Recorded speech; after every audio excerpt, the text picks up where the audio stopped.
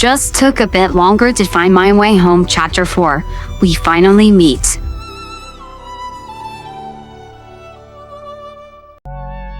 Tom happily hummed to a song on the radio as he drove through the streets of San Francisco.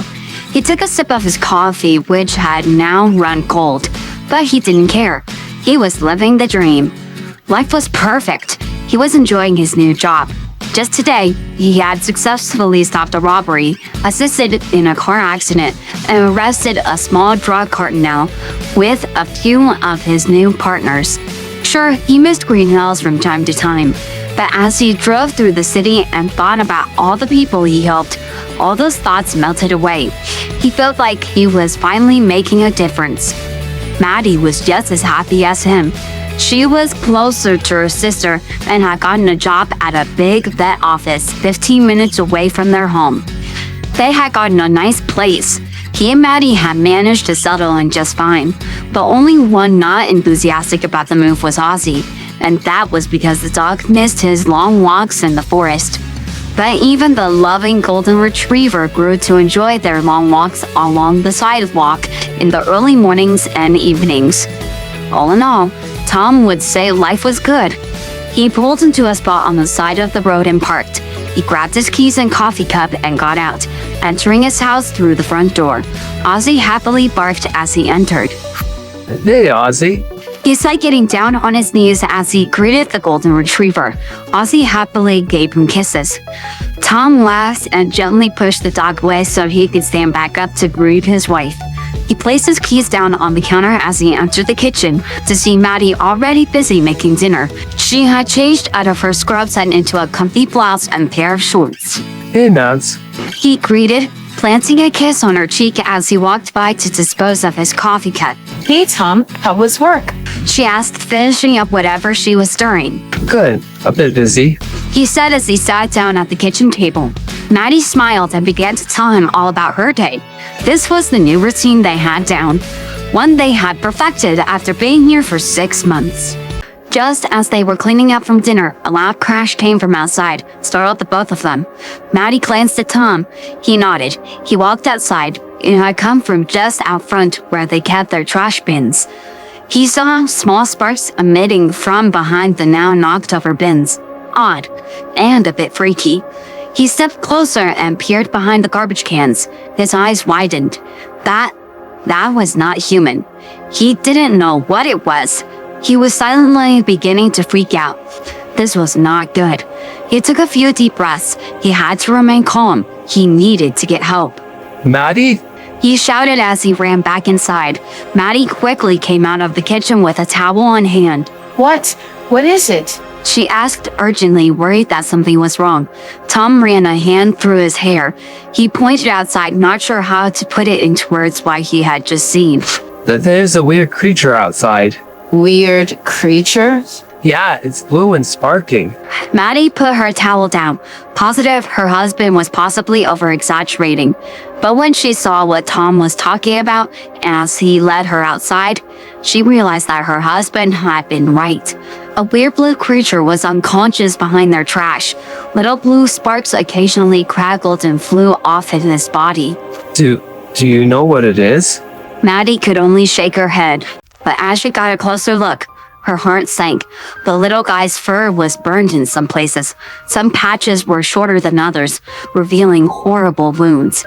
She reached out and carefully lifted the blue creature into her arms. She walked back inside with Tom following right behind. Once inside, she carefully set the poor thing down on the couch and began to examine him to the best of her abilities. Any wounds she saw looked old and had begun to heal on their own. The thing looked like some sort of weird hedgehog. She couldn't help the pitying noise that left her mouth. The poor thing's shoes. There were holes in the bottom. She carefully took off the creature's shoes. Its socks had many holes in them as well. She turned back to face her husband with a sigh. Well, it appears to be fine. Not like I had much to go off of. Tom quickly nodded. Now what? Now, we wait for it to wake up. Maddie stood up. I'll finish cleaning up. You're on watch duty. Tom smirked and saluted, trying to make light of the incredibly weird situation. Aye aye, Captain. Maddie playfully rolled her eyes but walked back to the kitchen. Tom got comfortable in his recliner and messed around on his phone a bit to kill some time. But hours later, the little guy still hadn't awakened. Tom had decided to sleep downstairs just in case the creature decided to wake up. The last thing they needed was to freak it out. Just a little after midnight, Sonic began to stir. Everything ached something fierce, and his entire body felt so heavy that he wasn't sure he'd be able to sit up. The first thing he noticed as he began to regain consciousness was the temperature of where he was. It was just right. Not too hot, but not too cold. His cell was always either freezing cold or blazing hot. But right now, it just felt perfect. The second thing he noticed was the softness surrounding him, underneath him and on top of him. He slowly opened his eyes. It was dark, but he could see lights coming from somewhere. His ears twitched. It was loud. The facility was always quiet at night, but right now, he could hear cars. He hadn't heard the sound of cars in such a long time. Cars drove by wherever he was. He heard snoring. Sonic slowly sat up, trying to pinpoint where it was coming from, and that's when his eyes landed on his favorite human in the entire world. Donut Lord was sleeping in a chair just a few feet away. Sonic felt his heart screech to a halt, his breath caught in his lungs. What was Donut Lord doing here? Where was he? He was most definitely not at the facility.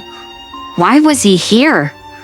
He began racking his brain for any memory as to how he ended up in Donut Lord's living room. But it wasn't his living room. It was wrong.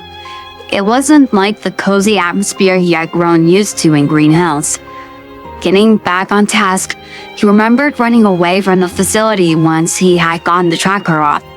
He had run through a desert, forests, cities too, until he had tired himself out and ended up apparently at Donut Lord's new house.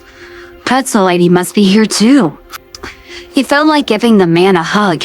He missed him, even though the man didn't know him, despite the soreness that pulsed through his body and the many questions running laps in his mind. He was extremely parched. He felt as if the desert he had run through had somehow made its way into his mouth. He slowly pulled the blanket off of him. He shivered as his feet touched the cool wood floor. His socks had grown thin within the past 6 months. The many holes didn't help either. He glanced at Donut Lord. The man continued to snore away. Sonic took a few steps back before he collapsed on the floor. He was so sore. His legs were so tired. He glared at the ground. He sucked in a deep breath. Come on, Sonic. You've handled worse. He had to remind himself quietly as he stood back up. He quickly leaned against the wall for support. He looked around, trying to find the kitchen. This wasn't Donut Lord's old house. He didn't know where anything was now. He didn't like this. He missed how things were. But he pushed those thoughts aside. He limped out of the living room and down the hall. He found a wide open room, the dining room, and it was connected to the kitchen. He sped his pace before he froze.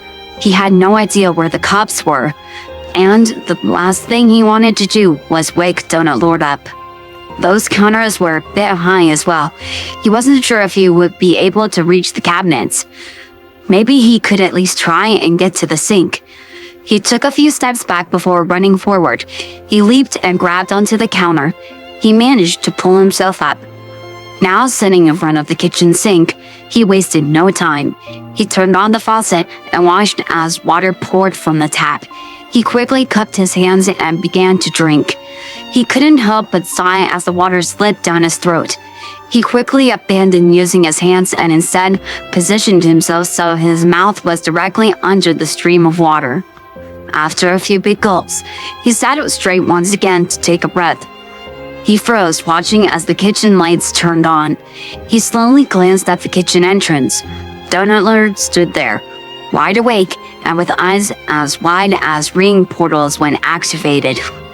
Sonic silently reached for the handle and turned the water off, wordlessly wiping the dripping water off of his muzzle. Neither of them spoke for a second. Sonic felt his heart began to race. They would kick him out. Robotnik would find him and he'd be forced back to the lab and... Hey there. Tom said, breaking the silence first. Sonic flinched hearing his voice. He ignored the tears that were beginning to burn his eyes. He had missed that voice. Sonic realized that he hadn't spoken, and that the man was probably waiting for an answer. Hi. Sonic replied after a beat of silence. Donut Lord's eyes got wider than Sonic thought possible. You can talk? Yeah, what did you expect? For me to start meowing? His words seemed to help the man relax just a bit as he huffed a laugh. You thirsty? I can get you a cup so you aren't drinking out of the sink. Sonic hesitantly nodded. Yes, please. Tom obliged and walked over to a cabinet and opened it, pulling out a plastic blue cup. In bold red letters, it read, San Francisco Police Department. Sonic's heart twisted painfully as he read the words. Instead of walking over to the sink, Tom walked over to the fridge and pushed the cup against a hollow part of the fridge. Sonic's eyes widened in amazement as water filled the cup.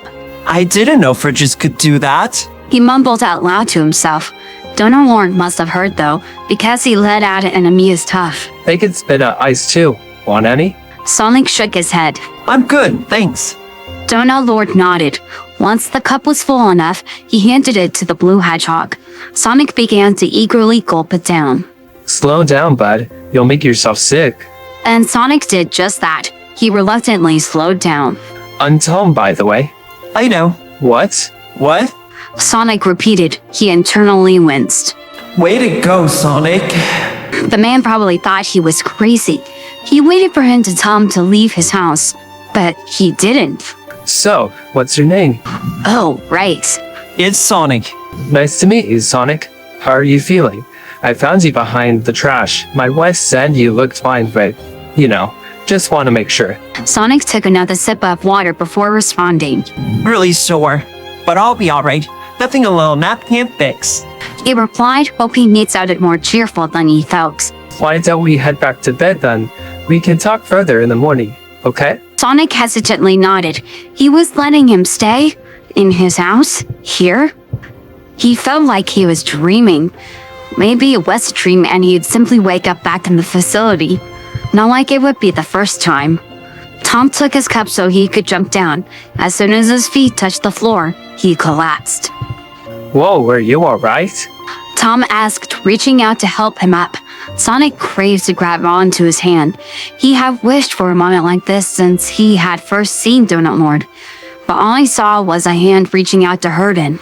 I'm good, just fine. Lost my balance. He tried to play it off as he stood up and reached out for the man's hand. He took his cup back from Tom and quickly limped back to the living room. Tom turned off the kitchen lights and followed Sonic. Sonic finished off the rest of his water and hoisted himself up onto the couch. He watched as Tom got back into his recliner. You're not going to your own bed? Nah, I'll just stay down here, just in case you need something. Good night, Sonic. Sonic felt his heart warm. He pulled his blanket over his body, snuggling up to the soft fabric. It smelled nice. He felt his eyes begin to grow heavy once more. Good night, Donut Lord. He muttered as he fell asleep. He woke up to the sounds and smells of someone cooking in the kitchen. He didn't have to look at a clock to know it was early in the morning. He slowly opened his eyes. Donut Lord was no longer asleep in his chair. He must be in the kitchen, or maybe he had gone up to his room to sleep. He sat up and turned but halted, coming face to face with the dog. He couldn't help but tense up. He had seen Ozzy from afar, but he had never gone this close to the canine before. He slowly lifted his hand and gave the retriever a small wave. Hi. The dog huffed and sniffed him before showering him with kisses. Sonic couldn't help but softly laugh. He ran his gloved fingers through the golden fur with a smile. Ozzy! He heard another familiar voice call. Sonic couldn't help the small gasp that escaped him. He knew that voice. Pretzel Lady. Ozzy walked into the kitchen where apparently Pretzel Lady was. Sonic watched his new furry friend leave. He looked around the living room hesitantly. Even if the furniture was the same, the room was still off. It just wasn't the same. not like Green Hills. He wasn't sure if he was allowed to explore this new house, but he had to use the bathroom, and he was starving. His ears twitched as he picked up the sounds of delicate footfalls, and then Pretzel Lady entered the room.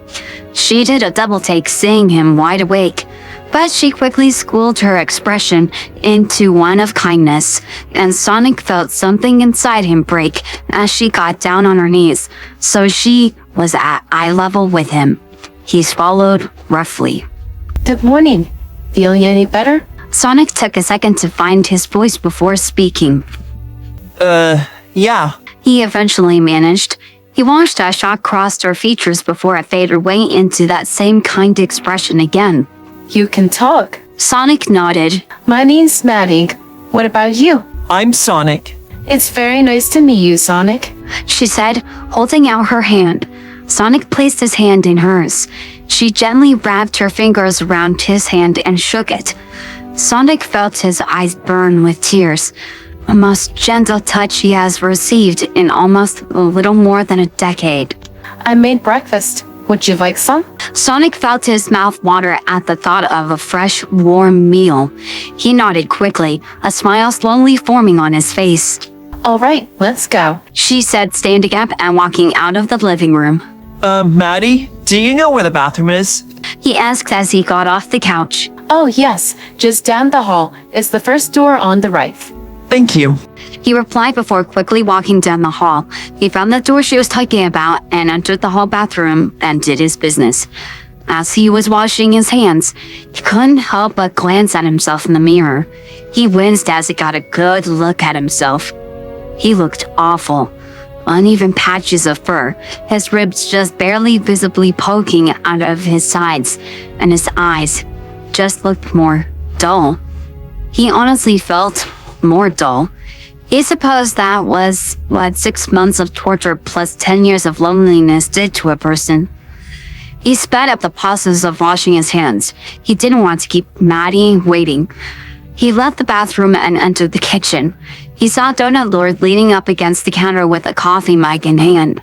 Tom greeted him with a small wave that he reciprocated. He climbed up one of the island chairs and sat himself down. Maddie then placed a plate in front of him, 3 pancakes half the size of his head. He was sure there were stars in his eyes as he looked down at the plate.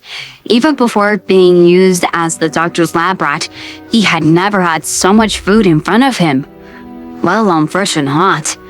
His stomach rumbled in anticipation, and he didn't waste another second as he dove in. He barely had any time to appreciate Maddie's cooking. All he was focused on was trying to eat as quickly as possible before it was gone. Well, slow down, bud. You'll choke. Tom said in a joking manner. Sonic paused. Oh, sorry. He replied with a sheepish smile and stuffed his face just a bit slower. He heard Maddie clear her throat.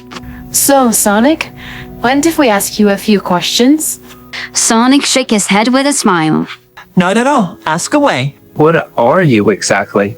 I'm a hedgehog. I feel like that's kind of obvious. He said as he gestured to the quills and spines on his head. Ah, of course. Tom replied before taking another sip of his coffee. How old are you? I'm 13. He watched as Maddie and Tom's faces fell. Had he said something wrong? Were they going to kick him out? Where are your parents? Maddie asked, concern lacing each word. Sonic's ears drooped. Well, I don't have any parents. Never knew them. And, let's just say my previous guardian isn't here anymore. He didn't like where this conversation was going, so he decided to change the topic. So, San Francisco, huh? Quite the city. Very nice and big. Have you guys lived anywhere else before? If the 2 adults noticed the sudden change in topic, they didn't mention it. We did. We used to live in a small town in a state called Montana. Tom replied as he drained the last of his coffee before putting the cup in the sink. Cool. What was the name of the town? Green Hills. Green Hills. Sounds like a pretty awesome town. Tom shrugged. Yeah, it was a pretty nice town. I grew up there. Sonic nodded. If you liked it so much, why'd you move? Well, I wanted to become a street cop. I used to be the town sheriff, but I wanted to prove myself, get out and really help people. Well, I'm glad you enjoy your new job. He said, trying to sound as sincere as possible. He went back to eating, ignoring the quiet conversation Donald and Pretzel they were now having. Why did things always have to change? And why was he always the one seemingly stuck in the middle of it?